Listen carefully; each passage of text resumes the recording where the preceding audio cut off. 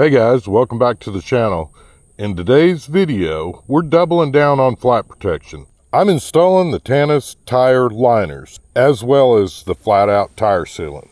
If you ride where there are thorns, stickers, sharp rocks, this combo is about as close as you can get to puncture proof without riding on a solid set of rubber.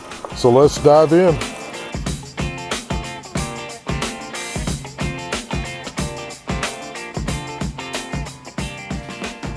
Before we get started, we're going to go over a few tools. Some of these you may not have, and some of them are optional. Number one thing you're going to need is a valve core puller. Don't worry about it if you don't own one. The FlatOut bottle cap actually has one built in. The next thing that we're going to be using, which is optional and make the job a little bit easier, is a motorcycle tire stand. That just brings the tire up to where it's at a nice work height, just like a workbench would be. You're going to need a set of tire spoons. It's going to be your best friend for wrangling those fat tires. Baby powder. It's not mentioned in any of the install videos that I've watched, but I've been using it for many years and it truly is a big help. Helps everything slip together a lot easier. Next, you're going to need some FlatOut sealant. For the fat tire bikes, it's showing 16 ounces per tire, so a 32 ounce bag or bottle will actually do both tires.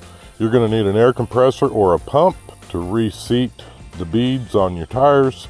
An air gauge could be built into the pump, and then of course you're going to need the new Tannus Tire Liners as well as new tubes. A lot of people I think are skipping this, and that's where a lot of the problems are coming from, but there's actually a chart on the Tannus Liners that tells you the recommended tube size. So on this particular bike, since we're using the 26x4 tires that came on the bike, we're actually going to be using the 26x3 tube.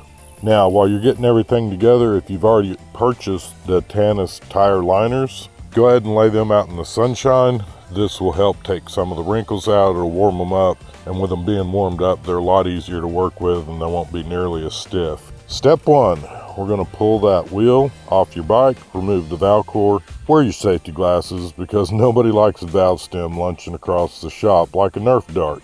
Once the air's all gone, break the bead by pressing the tire down, then use your spoons to pop the one side off. Quick tip, mark your tire with a grease pencil before removing it so that you don't restall it upside down. You will notice when we start this that this tire is already flat. That's what spurred this video. I had a flat the other night. If I'm going to be fixing a flat, might as well be putting in the Tannus Liners. So you're not going to see me pulling the valve core initially because the tire is already as flat as it can be. Next thing, if you're like me and you waited until you got a flat, and there's no shame in that, guys. Now's the time to clean out the inside of that tire. I use my fingertips, rub all the way around. I also located the spot where the sticker had gone through the tube and punctured my tube. And then I double check and make sure that sticker's not still stuck in the tire. Just clean that out. Now's a good time to do that. This is a good time to go ahead and fill it up with some baby powder. Just squirt some baby powder in there and then roll the tire around. Make sure it's all around the inside of the tire. If you did pre-mark your tire, you're going to go ahead and put the one side back on. After you get the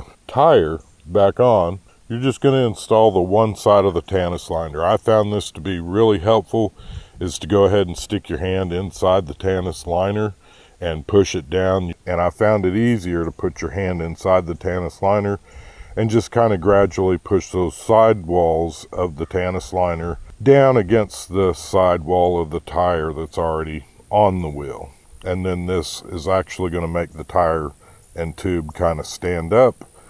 It will make it easier to install your tube. This is another good time before you install your tube to go ahead and put some baby powder in there, and it'll just make everything slide together much easier. Dust your new tube with baby powder, slide it in carefully and make sure that it's not pinched. Tuck it evenly all the way around. Now tuck the liner fully inside the wheel.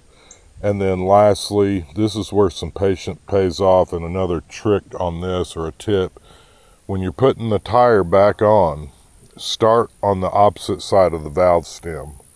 That's going to give you the most room. And then when you're ending, putting the tire back on the wheel, you should be ending up there where the valve stem is.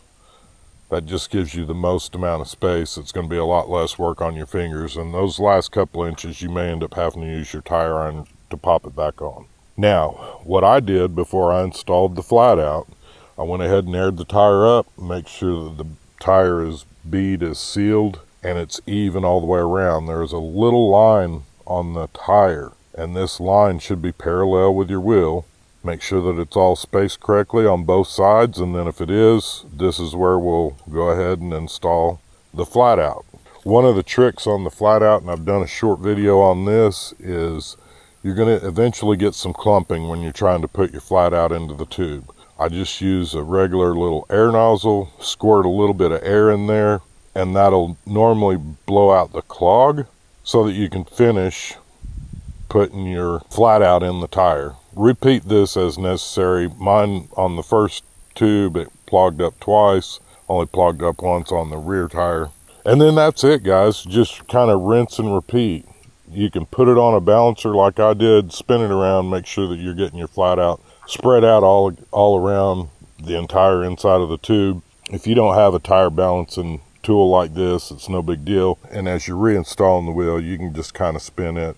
Again, this is another time that you can check and make sure that your tire's not got a wobble in it or nothing got pinched or distorted, and everything should be rolling smoothly and your wheel should be lined up with the line on the tire. And there you have it, Tannus liner plus FlatOut. Double protection. Thorns, nails, goat heads, bring it on. Your tires are ready for the rough stuff. If this video has helped you at all, hit that like button and subscribe. We've got more DIY installs, e-bike mods, and outdoor gear reviews coming up soon. Drop a comment below if you've ever used the Tannus or the FlatOut. I'd love to hear from you. Until next time, let's get outside and make something happen. Oh, as a final thought, one thing I did do, the Tannus liners were pushing up against my valve stem pretty hard. So I cut a couple of V slots on both sides of the Tannus liner to keep it from smashing against the valve stem. I think this will eventually wear the valve stem out, and that'll be where your leak comes from. That's optional. It's not in the directions, and that's not something if you find that you're having this same problem, instead of fighting it, I just nipped a couple of little V's out of it and it works just fine. Again, we appreciate each and every one of you. I hope you all have a blessed week. Let's get outside and make something happen.